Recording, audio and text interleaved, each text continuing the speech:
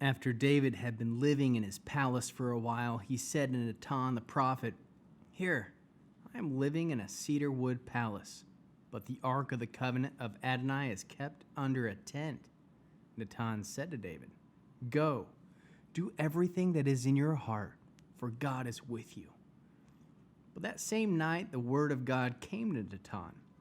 "Go and tell David my servant that this is what Adonai says. You were not to build me a house to live in, because from the day I brought up Israel until today, I never lived in a house. Rather, I've gone from tent to tent, from one tabernacle to another. Everywhere I traveled with all Israel, did I ever speak a word to any of the judges of Israel whom I ordered to shepherd my people Israel, asking, 'Why haven't you built me a cedar wood house?' Therefore say to my servant David that this is what Adonai Sabaoth says. I took you from a sheepyards, from following the sheep, to make you chief over my people Israel. I have been with you wherever you went. I have destroyed all your enemies ahead of you, and I am making your reputation like the reputations of the greatest people on earth. I will assign people to my people Israel. I will plant them there, so that they can live in their own place without being disturbed anymore. The wicked will no longer devastate them, as they did at the beginning, and as they did from that time, I ordered judges to be over my people Israel instead.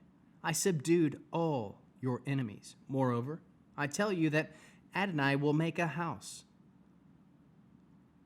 I tell you that Adonai will make you a house. When your days come to an end and you will go to be with your ancestors, I will establish one of your descendants to succeed you, one of your own sons. I will set up his rulership. He will build me a house, and I will establish his throne forever. I will be a father to him, and he will be a son for me. I will not take my grace away from him, as I took it away from your predecessor. Rather, I will maintain him in my house and in my kingdom forever, and his throne will be set up forever." Nathan told David all these words and described this entire vision. Then David went in, sat before Adonai, and said, "Who am I, Adonai, God? And what is my family that has caused you to bring me this far? Yet in your view, God, even this was a small thing. So you have said that your servant's dynasty will continue on into the distant future? You have regarded me, Adonai, God, as a man of high rank. What more can David say about your own honor you are bestowing on your servant? For you know your servant intimately. Adonai, it is for your servant's sake and in accordance with your own heart that you have done all this greatness and revealed all these great things. Adonai, there is no one like you, and there is no God besides you. Everything we have heard confirms that. Who can be compared with your people Israel? What other nation on earth did God set out to redeem and turn into a people for himself? You made yourself a reputation by doing great and terrifying things, as you drove out the nations from before your people, whom you redeemed from Israel. For you made your people Israel your people forever, and you, Adonai, became their God. So now, Adonai, let the word that you spoke concerning your servant and his house be confirmed forever. Do what you have promised. May your name be confirmed and magnified forever, so that it will be said, Adonai Sabaoth is the God of Israel and the God for Israel, and the dynasty of David your servant will be set up in your presence. For you, my God, have disclosed to your servant that you will build him a house. This is why your servant has the courage to pray to you now. Now, Adonai, you are God. You have made this wonderful promise to your servant. Now it has pleased you to bless the family of your servant and thereby cause it to continue forever in your presence. For you, Adonai, have blessed, and it is blessed forever." Sometime afterwards, David attacked the Plishtim and subdued them. David took Gat and its villages and all the hands of the Plishtim. He also defeated Moab, and the people of Moab became subjects of David and paid tribute. David, on his way to establish his dominion as far as the Euphrates River, also defeated Hadazir, king of Zavoah, near Hamath. David captured 1,000 chariots, 7,000 horsemen, 20,000 foot soldiers. He reserved enough horses for 100 chariots and disabled the rest. When the people of Aram from Damascus came to the aid of Hadazir, king of Zavoah, David killed 22,000 men of Aram. Then David put garrisons among the people of Aram, and in Damascus, Aram became subject to David and paid tribute. Adonai gave victory to David wherever he went. David took the gold shields which Hadazir's servants were wearing and brought them to Jerusalem.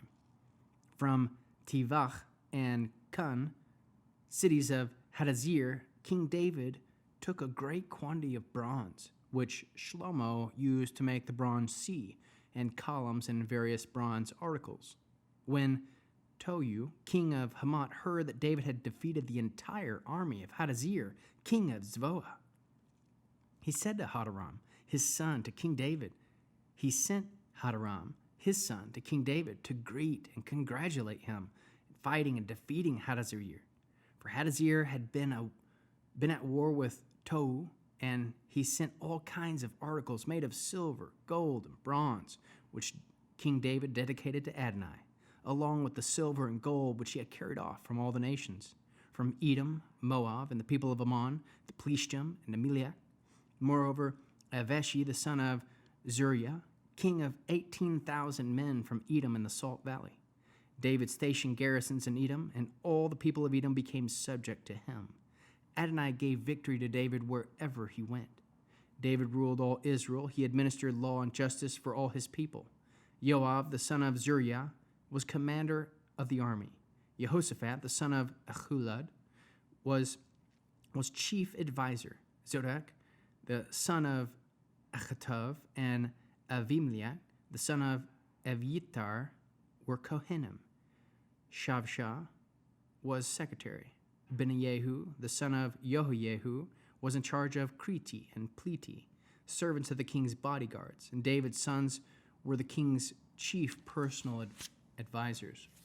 Sometime later, when Nahash, king of the people of Ammon, died, his son became king in his place. David said, I will be kind to Hanan, the son of Nahash, because his father showed grace to me.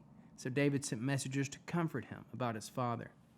David's servants entered the territory of the people of Ammon to go to Hanun and comfort him. But the leaders of the people of Ammon said to Hanun, do you really think that David is honoring your father by sending people to comfort you? Haven't his servants come to you in order to look the city over, overthrow it, and reconnoiter the land? So Hanun took David's servants, shaved them, cut off their clothes halfway up and their hips, and then sent them away. Some people reported to David how the men had been treated. He sent a delegation to meet them because the men had been deeply humiliated. The king said, stay in Jericho until the beards have grown back, and then return. Aware that he had made themselves utterly abhorrent to David, Hanun and the people of Ammon sent 33 tons of silver to hire chariots and horsemen from Arma, Harayim, Aram, and Hachah, and Zavoah. They hired 32,000 chariots, as well as the king of Hachah with his people, who came and pitched their camp in front of Meidivah. Then the people of Ammon assembled themselves from their cities and went out to fight. When David heard of it, he sent Joab with his entire army of trained soldiers. The army of Ammon came out and went into battle formation at the city gate, while the kings who come were alone in the countryside. When Joab saw that he could be fighting on two fronts, ahead and behind, he chose the best troops of Israel to deploy against Aram, while the rest of his army he put under the command of Avishi, his brother, to deploy them against the army of Ammon. He said, if Aram is too strong for me, you help me.